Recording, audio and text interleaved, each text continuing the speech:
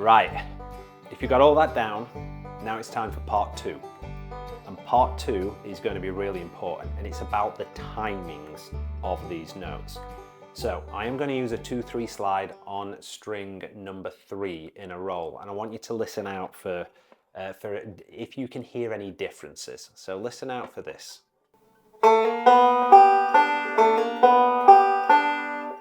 And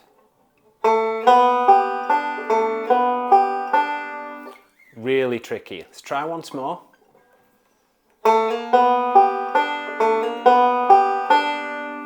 And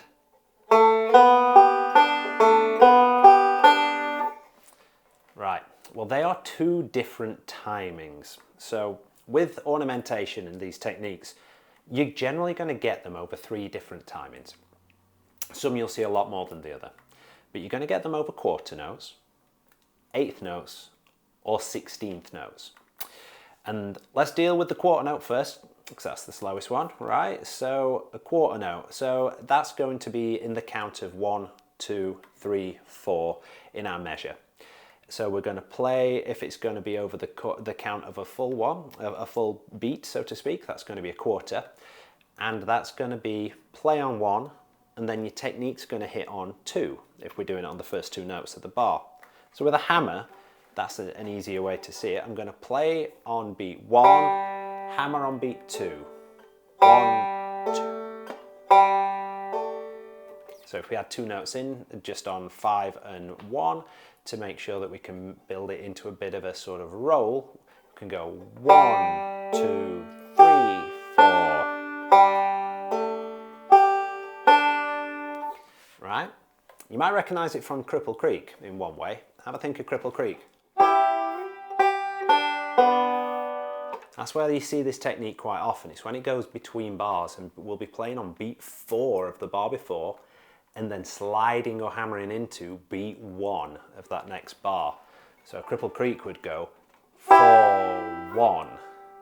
Origin note on the 4, then sliding to hit the note on the 1. And what you have to do with that is make sure you reach that destination note on that next beat, right? So 4, 1.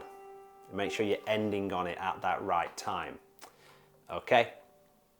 So you'll sometimes see it in a C chord, maybe like a 1 to 2 hammer going over a bar, and it'll be 1, right? 4, 1, 2, and 3, and 4, that sort of thing. They're tricky, so it's about holding back and making sure you drop and count. But now the next 2 are the ones that you are going to see more and more and more and more and more. And these are the 2 that you really have to be careful with, not to mix up and sort of merge between, to make sure you get each one absolutely prime with its own timing.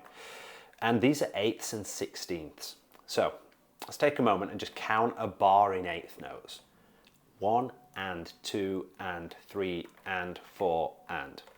Right, let's play it with an alternating roll. We're just going to do 3, 2, 5, 1. 1 and 2 and 3 and 4 and. Right, 8 notes in that bar, so that's made 8th notes.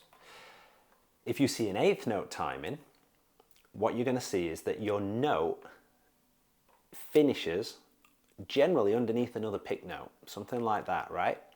This is the way they generally get used. And you're going to see that the origin is on that beat, let's say beat 1, and then the destination is under the and. Right.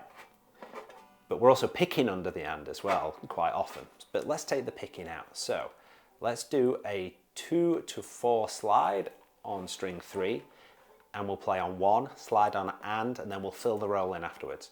So 1.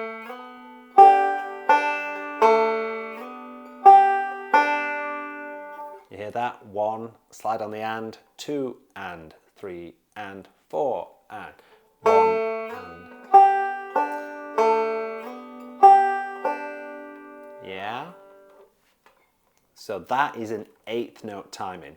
You need to reach your destination on the and, so on the note it shows, not any earlier. So you've got to make sure you set off when you're supposed to and reach the end point when you're supposed to, in essence. The tricky way this comes in is when you start to see them in rolls, and you'll see these with hammers, slides and pull-offs. And what you're going to do is you're going to play your origin note in this roll. You're still going to slide and make sure you hit it on the and, but at the same time, when you hit that and, your index is going to be picking in this alternating roll. It's going to be like this. One and. So I'm reaching the destination at the same time as I'm picking.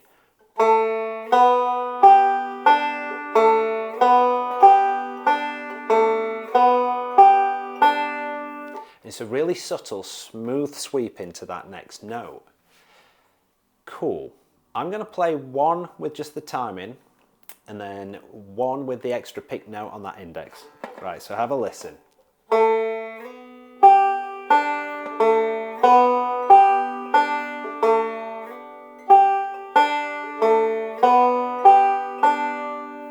Right, really subtle, but you've got to make sure you hold your note and then swing into it to finish at that right point.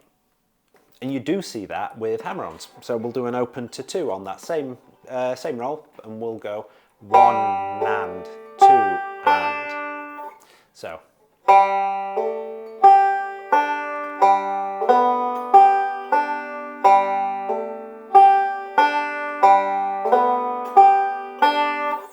Trickier to hear, right? Sounds a bit like a whoop, little bump in the road, but it's there. And pull-offs can be the same way. 3-2 pull-offs are primary 1, you'll see, so I'll do this in a backward roll, strings 1, 2, 3, 1. And on string 3, I'm going to pull off 3 to 2, but with that 8th note timing.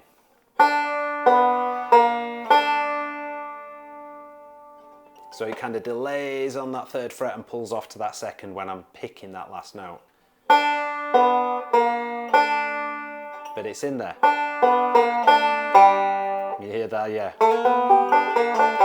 It's that timing that you'd hear in that sort of lick. So 16th then, if we've got going back to our bar, the count of 1, 2, 3, 4. If we want 8th notes, we have 1 and 2 and 3 and 4 and. If we want 16th notes, that's going to dissect the 1 and the and. So it's normally like an E. So a 1E and 2E and, right? Okay, tricky to count. Let's see how it plays. So when you look at the tab, it's going to show you that the destination note for your technique, your ornament, is going to finish before that next pick note. So thinking back to our 3-2-5-1 roll and that 2 to 4 slide will do. I am going to now, you can see that 4th fret is actually finishing before that next pick note instead of at the same time. So I've got to make sure I dissect those 2 picked notes. I don't want to go slower on the hand and hold for it. I don't want, and I'll show you an example of that in a minute. What I want to do is dissect it.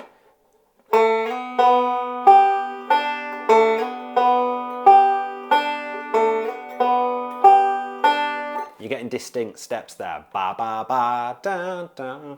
1 and 2 and. Da da da da da. Right, so you're separating the 1 and the and.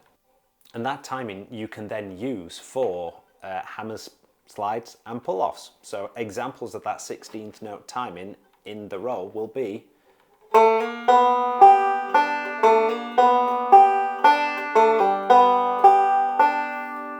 Three examples there, all dissecting that da da da. 3 distinct steps, not like a swooping glide into it, right?